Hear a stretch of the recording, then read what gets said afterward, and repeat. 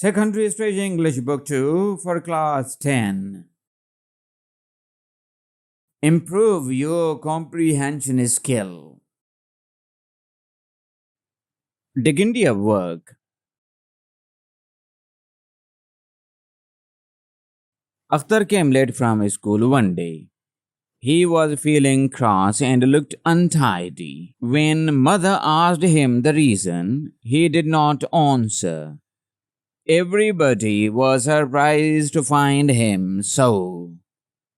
As the family sat down to lunch, the children's favorite uncle, Mr. Inayat, came to visit them. The children were very happy to see him because he had been to many parts of the world and always told them interesting things. Even Akhtar was not cross anymore.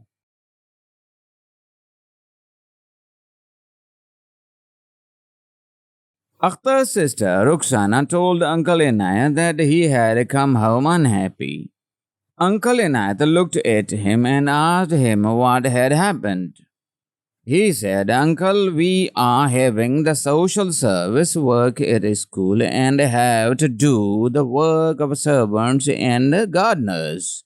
The teacher made me dust the cupboard and the desks.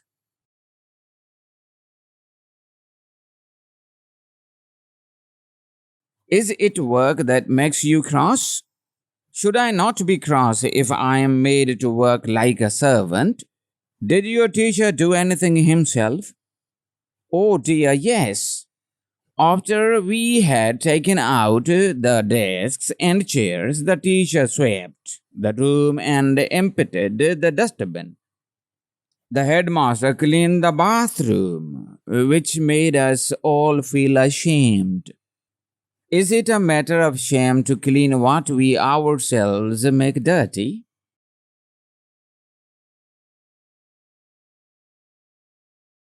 But think of a gentleman cleaning the bathroom. Shouldn't the sweeper do it? Is the sweeper not a human being? Yes, he is. Are not our servants human beings like us? I should say they are. Then we should treat them as we treat ourselves and should always be ready to do ourselves what we ask them to do for us.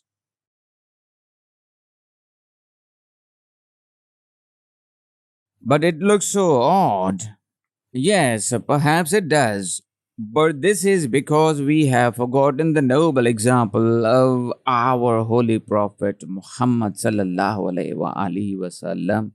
He would never ask anyone to do anything which he himself would not do. He loved doing work for himself and for others with his own hands.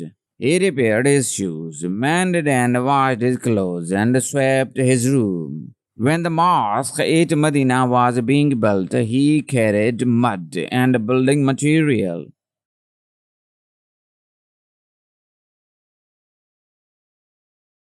During the Battle of the Khandak, he joined his companions in digging the trench outside Medina.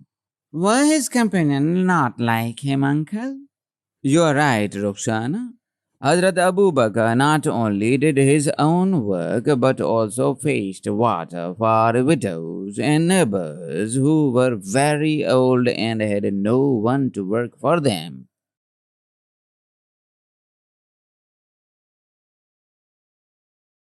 Hazrat Umar once carried on his shoulders a large sack of flour for a needy family. Hazrat Ali labored in the garden of a Jew and gave away his wages in charity. Hazrat Fatima fetched water, ground corn, and swept the house. Caliph Umar bin Abdulaziz refused to hire a servant to help his wife. At table, Caliph Momin al-Rashid, the servant not only himself but also his guests. Sultan Nasiruddin earned his living by making caps and Emperor Aurangzeb by transcribing the Holy Quran.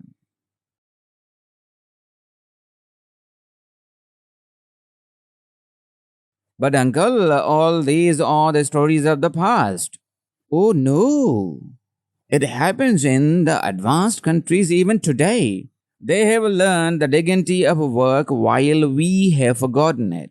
In China, everyone has to spend some time each year working in the fields or in a factory. Even the prime minister and his wife do this work. They believe that all ought to work, and no wonder they are making such quick progress.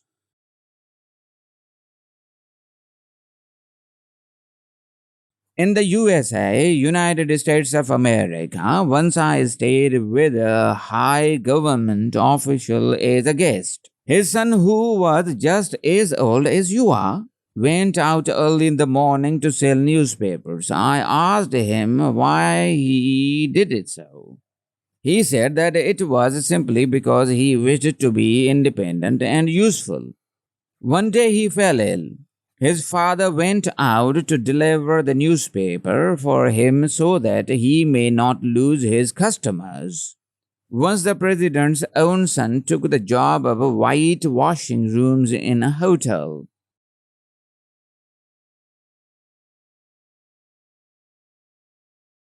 Uncle, did you do any cleaning when you were there? Oh, yes.